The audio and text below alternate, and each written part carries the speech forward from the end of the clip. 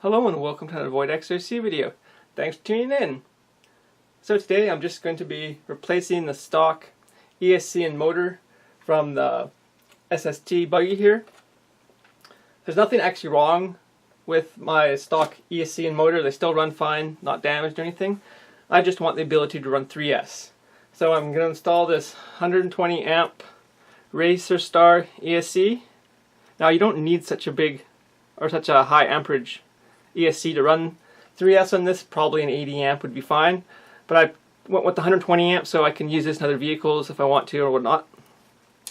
And the motor is a Racer Star 3660 3300 kV motor. It's a little bit bigger than the stock motor. It's the same kV rating though. So those are the only two real things I'll be replacing. I do have some new batteries for this.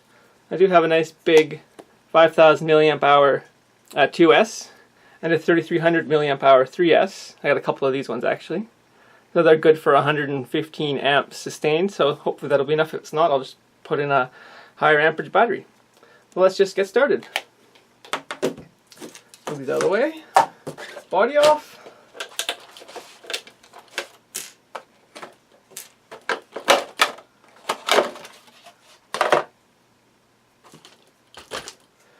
Let's get some heat sink off the motor. That'll definitely be going on the new motor. So as you can see, the old motor's a little shorter. Not a huge amount, but it's a little shorter. So let's just go ahead and take the motor out right away. Let's need this one.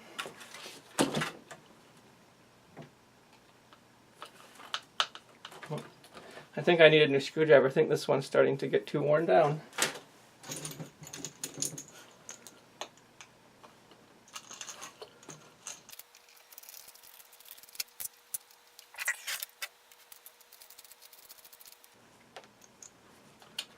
That little motor mount piece off the back there.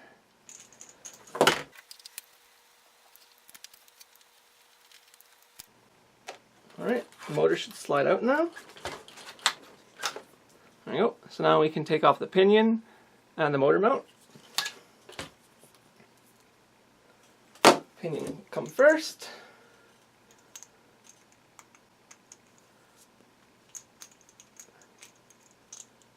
So the pinion they use is actually meant for a much smaller diameter shaft, and they have a little spacer. So you could use this pinion on a couple different size shafts, which is kind of nice.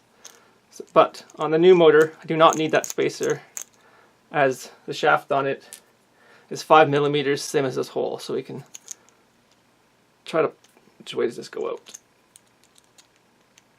It's probably a bit Loctited in there, I'm sure. Oh, we're going to need to use a little more force. Alright, I got something to drive this out with. Let's get it moved. Alright, well, it's definitely looser now. Can we punch it out yet? Oh no, not yet. Let's see here.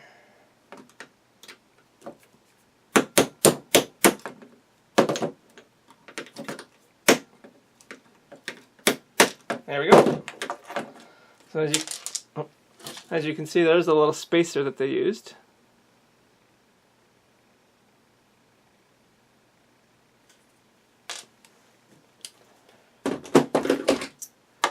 Alright, so now we can put this, oh, where's the, whatever this is called, I've completely lost it in my head. Wow.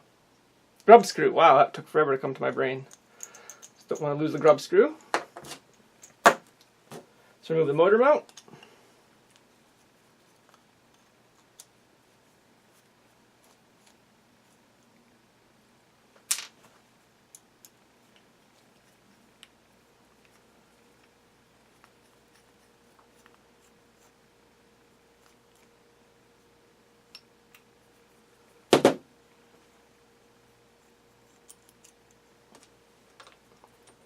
Alright, let's remove the speed controller now. I believe we're just a couple screws on the bottom to remove the whole section here for the speed controller.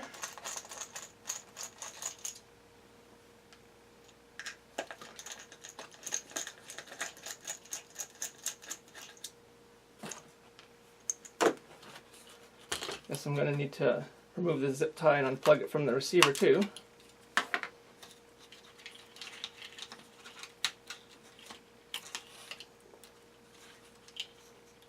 I wonder if these little scissors can cut the zip tie. Oh, perfect.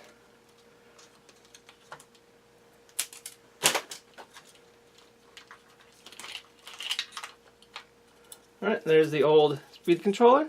I'm going to go ahead and take it out of this little plastic cage thing and see if the new one will fit in there, although I'm not sure if it would fit in there or not, but we're going to find out.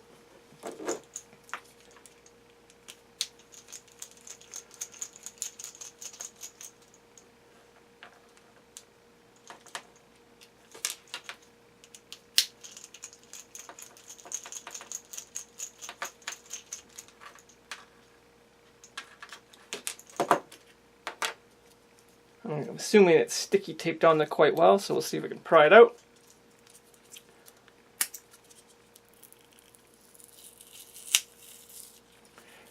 There we go. And switch. Perfect. Alright, let's see if the new speed controller will fit in there.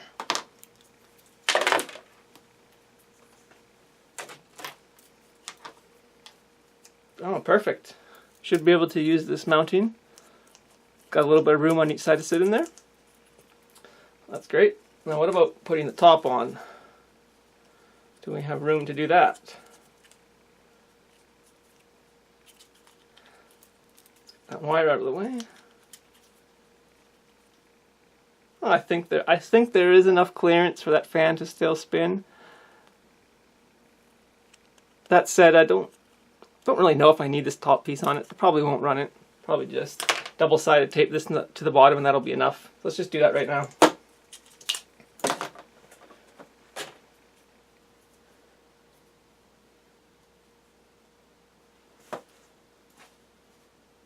Scissors.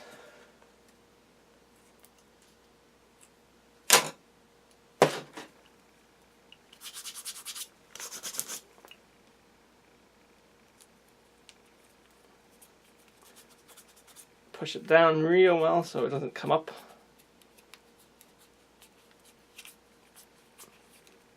And we got to pick up one of the corners here. This is the part I hate about double-sided tape. I always struggle with this part. Oh, there you go. That wasn't too bad. Alright, so let's just check the orientations when this goes in the buggy so we know which wires need to... Okay, I think that's going to be the best. Perfect. Just put that down in there. Give it some good pressure. Get that double-sided tape to stick.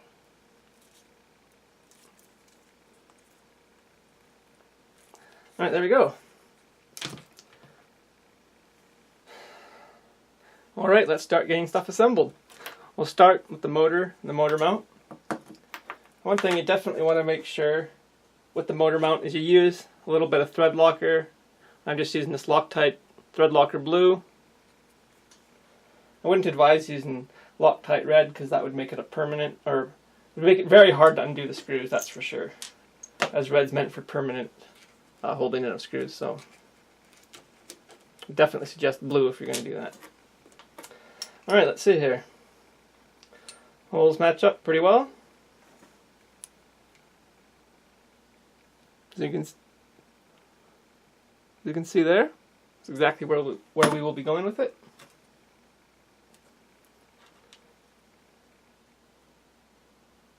A little bit of thread locker. Oh wait, wrong screwdriver. There we go.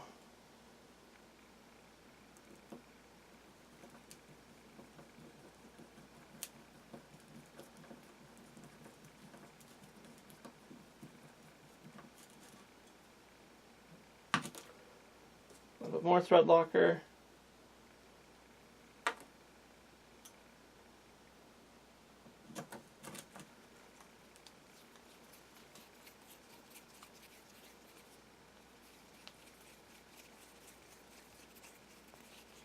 Nice and tight.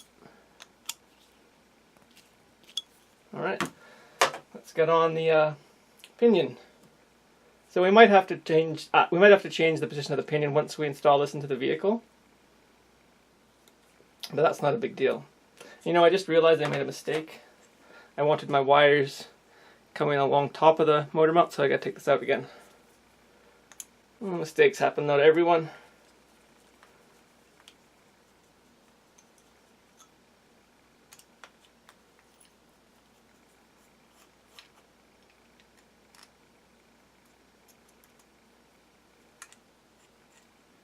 Just going to leave the 2 screws in there and apply a little thread locker on the back of them. It should be good enough. Oops, that was probably a bit much. Swipe a tiny bit off. Don't need too much thread locker. Alright, so this time I want to make sure I have the wires going how I want them. There we go.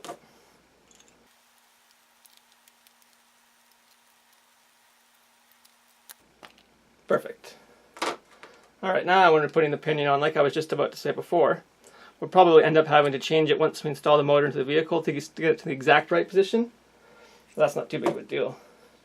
We'll just take the set screw out, or grub screw, whatever you want to call it. Put a little bit of thread locker on it so it holds tight.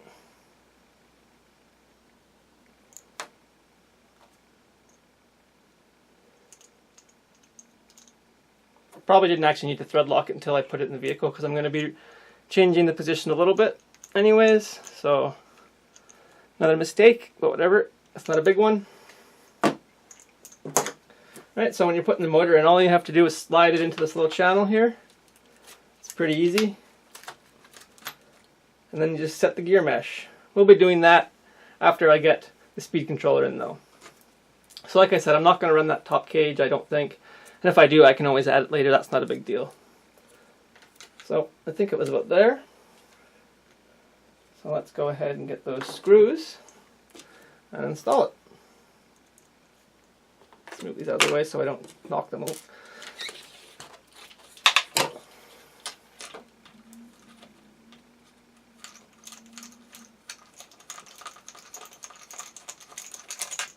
Get that one in loosely.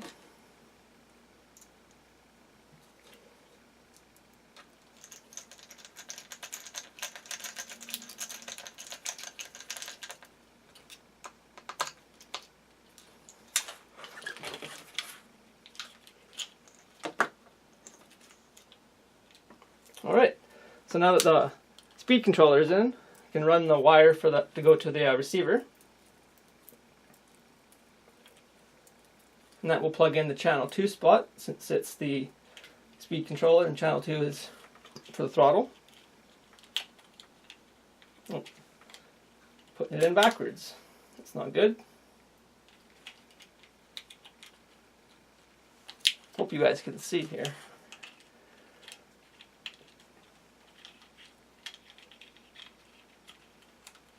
Alright, so now that's everything we need to do in the receiver box here. We're just going to go ahead and put this back on.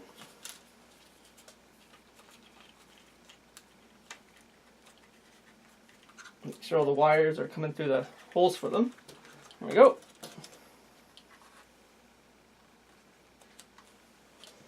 So that's for the fan, so we can power the fan. Alright, so these look like they reach quite well. See if I can route them like they were first routed. Might have to take this plastic piece off here to get them all in there, we'll see. Yeah, I can't get the third one through. I might just zip tie it to the top though. I'm not going to zip tie it yet because I might go through here and redo wiring after I get everything built up again, because that can be a little tricky to get everything just how I like it. But it's not too bad usually.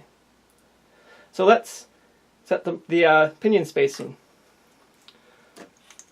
So a lot of people, you know, before we do that, I don't think I need to move my pinion. I think I got it right on line with the spur. That's nice. I guess I didn't make a mistake when I Loctited it at first. Well, I guess before I forget, I should put this little mount back. Just slides into the motor.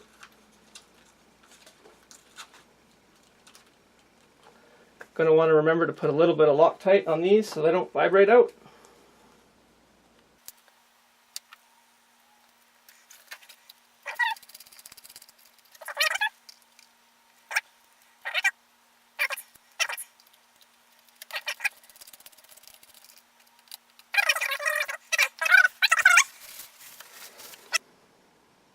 Okay, so it's time to set the pinion mesh. I'm just going to do it the simple way, using a piece of paper. You just stick it between the two gears and then you push the gears together. And that's pretty much it. I like to run the gear just a little bit lightly to get the paper run through just a little bit. Just go to pull it and just pull it out, and that's exactly where you want it set. For the most part, you can get it a little more precise, but this is just a quick, easy way, and it's pretty much good enough. You don't really need to do anything else. You do want to Loctite in the screws to hold the motor in. You don't want to put too much Loctite on. You don't want to put too much Loctite on it though. Otherwise, you might end up locking the motor mount in with Loctite, and that would be a pain to get undone.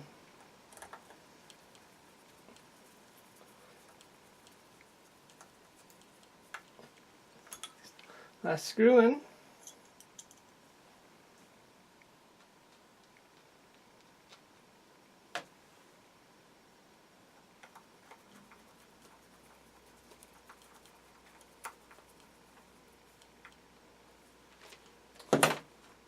Perfect.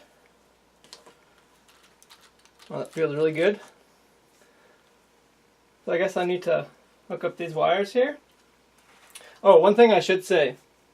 For calibrating the radio system to the speed controller, I looked it up and I couldn't find any instructions on how to do it, and I eventually found a forum post that said it's supposed to automatically calibrate.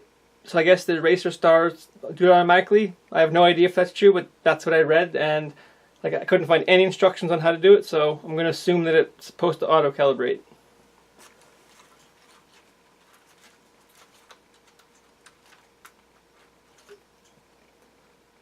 I've just matched the colors on the wires. I'm not sure if that's going to be forward or back, but we'll find out when I first run it.